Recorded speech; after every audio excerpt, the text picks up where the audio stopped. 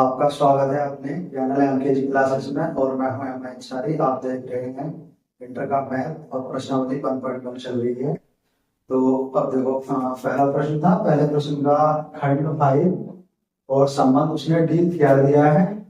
वो दिया है एक्स कॉमा वाई। यह कहता है एक्स वाई की पत्नी है और समुच्चय दिया है नगण्य राशियों का समुच्चय निर्धारित करना है। संबंध आर सर्वोदय है, सममित है, संक्रामक है। तो देखो, इसका क्वेश्चन क्या बना है, हम सीधे सीधे इसको तो आसानी से हल कर सकते हैं। छोटा सा प्रश्न है ये। तो देखो, हम सबसे पहले इसको क्या लिखेंगे, स्वतुल्य के लिए। स्वतुल्य के लिए कैसे लिखेंगे, उसने दिया है एक्स वाई की पत्नी है, लेकिन स्वतुल्य के लिए तो स्वयं से खुद से तुलना करनी पड़ती है, खुद से कंपेयर की जाती है।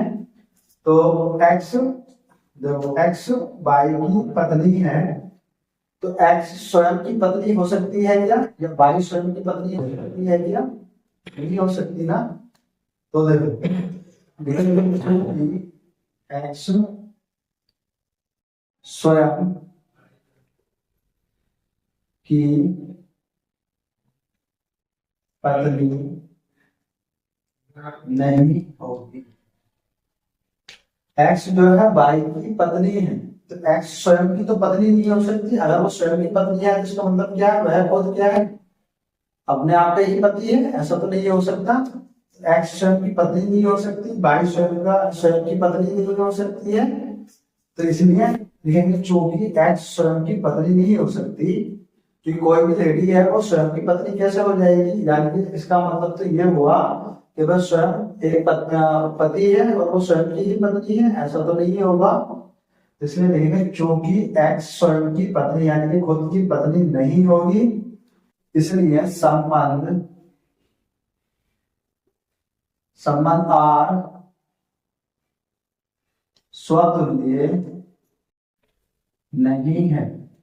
तो संबंध आर क्या है, स्वतुल्य नहीं है, क्योंकि स्वयं की पत्नी नहीं हो सकती, स्वयं से कंपेयर की जाएगी तो ये सेंटेंस फॉलो नहीं होगा। मैंने पहले ही बताया था, जब मैं संबंध स्वतुल्य शब्द तो संक्रामक करा रहा था, तो उसका मतलब क्या था कि जो भाई बहन और माता पिता वाले एक संबंध होते हैं, इंग्लिश किसके अंतर्गत, स्वतुल्य शब्द तो संक्रामक के अंतर्गत नहीं आते हैं। तो ये किसका आ रहा है, पति पत्नी का आ रहा है, तो ये तो नहीं होगा। इसी प्रकार से लिखेंगे सममित के लिए, सममित के लिए। तो देखो, सममित के लिए क्या होगा, एक्स वाई की पत्नी है, ये सेंटेंस तो फॉलो हो रहा है एक्स, क्योंकि दो व्यक्ति चाहिए, दो व्यक्ति हमारे पास है, एक्स है वाई, एक्स वाई की, एक्स वाई की पत्नी है। तो यानी कि एक्स कोमा वाई अवयव है किसका, आर का, ये तो फॉलो होता है। लेकिन लेकिन क्या है, वाई क्या एक्स की पत्नी हो जाएगी, यानी कि एक्स एक मेल है और वाई एक फीमेल है। सॉरी, एक्स एक फीमेल है और वाई एक क्या है, मेल है। तो कहता है एक्स जो है वाई की पत्नी है, ये तो समझ में आता है, उसने दिया है। लेकिन क्या वाई एक्स की पत्नी हो जाएगी, वाई क्या था, एक्स का पति था, तो वाई एक्स की पत्नी नहीं हो सकती ना। तो लिखेंगे लेकिन वाई एक्स की पत्नी नहीं होगा, यानी कि संबंध रिवर्स नहीं जाएगा, यानी एक्स की एक्स से संबंध की ओर जा रहा है, वाई की ओर जा रहा है, लेकिन वही संबंध वाई से एक्स की ओर नहीं आ रहा है। क्यों, क्योंकि एक्स वाई की पत्नी है, एक्स एक फीमेल है और वाई एक मेल है। तो मेल फीमेल की पत्नी कैसे हो जाएगा, पत्नी नहीं हो सकता। इसलिए क्या लिखेंगे, लेकिन वाई एक्स की पत्नी नहीं होगा। वाई क्या है, मेल है, इसलिए लिखा मैंने नहीं होगा। इसलिए संबंध आर सममित नहीं। तो संबंध आर क्या है, सममित नहीं है। अब हम लिखेंगे संक्रामक के लिए। तो देखो संक्रामक के लिए क्या लिखेंगे, संक्रामक, संक्रामक के लिए 3 व्यक्ति चाहिए, संक्रामक के लिए कि यह संबंध 3 में फॉलो होना चाहिए। उसने ये तो दिया है कि एक्स वाई की पत्नी है, तो क्या वाई किसी दूसरे की पत्नी हो सकती है? एक्स वाई की पत्नी है, वाई जेड की पत्नी है, ऐसा तो नहीं हो सकता, क्योंकि ये संबंध क्या है, सिर्फ 2 व्यक्तियों में नहीं हो सकता। एक्स वाई की पत्नी है, वाई एक्स का पति है, ऐसा तो नहीं है कि एक्स वाई की पत्नी है और वाई जेड की पत्नी है। क्यों? क्योंकि वाई तो मेल है और वो किसका पति है, एक्स का पति है। वाई किसी तीसरे व्यक्ति का से संबंध नहीं रख सकता, वो केवल एक ही व्यक्ति से संबंध रख सकता है। इसलिए क्या होगा, हमारे पास लिखेंगे चूंकि या लेकिन वाई किसी भी अन्य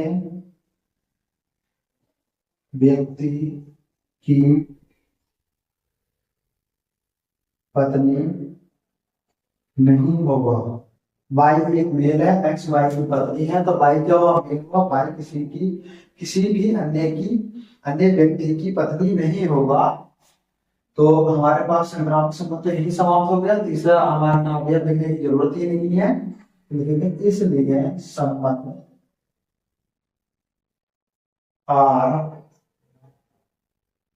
संक्रामक नहीं है। क्यों? क्योंकि हमारे पास x, y तो अभी अब आता है आर का, लेकिन y, z अभी आ ही नहीं रहा, तो x, z तो होने का सवाल ही पैदा नहीं होता। इसलिए ये संबंध यहीं पर समाप्त हो गया कि संबंध आर संक्रामक नहीं है, ना ही समतुल्य है, ना ही सममित है, ना ही संक्रामक है। तो ये हमारे पास ये प्रश्न यहाँ पर कंप्लीट हो गया है। अब हम देखते हैं संबंध ई। अब हमारे पास संबंध ई दे रखा है उसने, आर बराबर एक्स कॉमा वाई। यह कहता है एक्स वाई के पिता हैं, तो एक्स जो है वाई के पिता है, यानी कि वाई क्या हो सकता है, एक्स का बेटा या बेटी कुछ भी हो सकता है। तो हम लिखेंगे स्वतंत्र के लिए सबसे पहले निर्धारित करना है संबंध आर स्वतंत्र सममित या संक्रामक है या नहीं है। एक्स वाई के पिता है, एक्स एक मेल है और वाई मेल या फीमेल कुछ भी हो सकता है, बेटा या बेटी कुछ भी हो सकती है। तो लिखेंगे स्वतुल्य के, तो स्वतुल्य के लिए क्या होगा, एक्स स्वयं का पिता है, ऐसा तो नहीं हो सकता, क्योंकि हम स्वतुल्य के लिए तो स्वयं से तुलना करेंगे, खुद से तुलना की जाएगी। तो एक्स स्वयं के पिता हो सकते नहीं हो सकते, लेकिन चूंकि एक्स स्वयं के पिता नहीं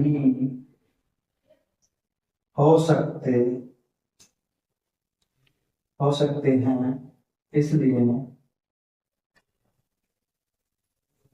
संबंध आर स्वतंत्र नहीं है। तो संबंध आर क्या हुआ, स्वतंत्र नहीं है, क्योंकि एक्स स्वयं के पिता नहीं हो सकते। देखो हम स्वयं के पिता नहीं हो सकते, हमारे पिताजी होंगे, आपके पिताजी होंगे, आप स्वयं के पिता नहीं हो सकते। कभी कभी ऐसी लैंग्वेज पर कहते हैं कि उनका पिता मत बन, तो यही चीज है कि स्वयं के पिता कोई भी नहीं हो सकता है, तो इसलिए संबंध आर क्या है, स्वतंत्र नहीं है। अब लिखेंगे हम संक्रामक सममित के लिए, सममित के लिए देखो ये भी बाप बेटे और पति पत्नी वाले संबंध है, ये भी स्वतंत्र संबंध, संक्रामक कुछ भी नहीं होगा। आप फिर भी देखो तो मैं चेक करके दिखा है, एक्स वाई के पिता है, ये तो उसने दिया है, क्या दिया है उसने, एक्स वाई के पिता है, ये तो उसने दिया है, तो पेरेंट में नहीं दिया था, दिया है। लेकिन क्या एक्स वाई के पिता है, तो क्या वाई पिता हो सकता है एक्स का, ऐसा तो नहीं होगा। ये आपके फादर हैं और आप उनके बेटे हो, तो क्या आप अपने फादर के पिता बन सकते हैं और नहीं बन सकते ना, इसलिए एक्स वाई के पिता है, यानी कि वाई जो है एक्स का बेटा या बेटी है, तो वाई एक्स का क्या हो सकता है, बेटा या बेटी हो सकता है, पिता तो नहीं हो सकता, तो इसलिए लिखेंगे लेकिन वाई एक्स के पिता नहीं हो सकते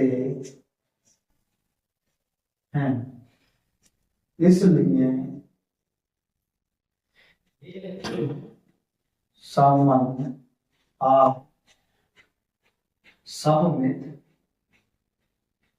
नहीं है। कि संबंध आर के क्या होना चाहिए, बराबर वाले संबंध होने चाहिए, ए बी के बराबर है तो बी को ए के बराबर होना चाहिए, ऐसे वाले संबंध इसके अंदर आते हैं। बी के समान है, बी के समान है, तो ऐसे संबंध आएंगे, उसके अलावा कोई संबंध छोटा बड़ा वाले कोई संबंध के अंदर आता नहीं है।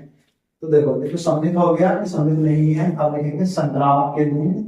तो संक्रामक में क्या होता है, तीन व्यक्ति मिल जाते हैं संक्रामक के लिए।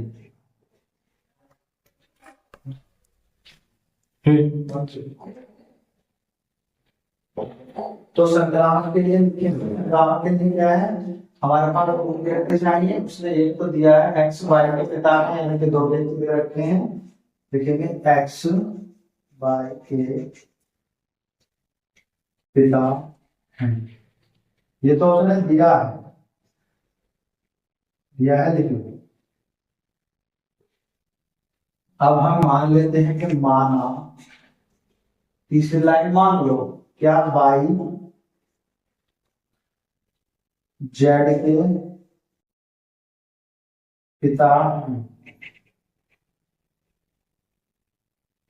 हमने मान लिया है एक्स वाई के पिता है, वाई जेड के पिता है, तो एक्स जेड के पिता हो जाएंगे क्या, नहीं हो सकते ना, क्या होंगे, ये दादाजी हो सकते हैं, यानी ये ग्रैंडफादर हो सकते हैं, पिताजी नहीं हो सकते। क्यों, क्योंकि जेड के पिता कौन है, वाई है, और वाई के पिता कौन है, एक्स है। तो एक्स जो व्यक्ति है वो जेड का ग्रैंडफादर हो सकता है, यानी कि दादा हो सकता है, या दादी हो सकती है, ऐसा हो सकता है, दादा हो सकते हैं, लेकिन पिताजी नहीं हो सकते। तो देखो लिखेंगे, लेकिन एक्स जेड के पिता नहीं हो सकते, यानी कि एक्स वाई अवयव है आर का, वाई जेड अवयव है आर का, लेकिन एक्स जेड अवयव आर का नहीं है, क्योंकि ये पिता नहीं हो सकते हैं, इसलिए संबंध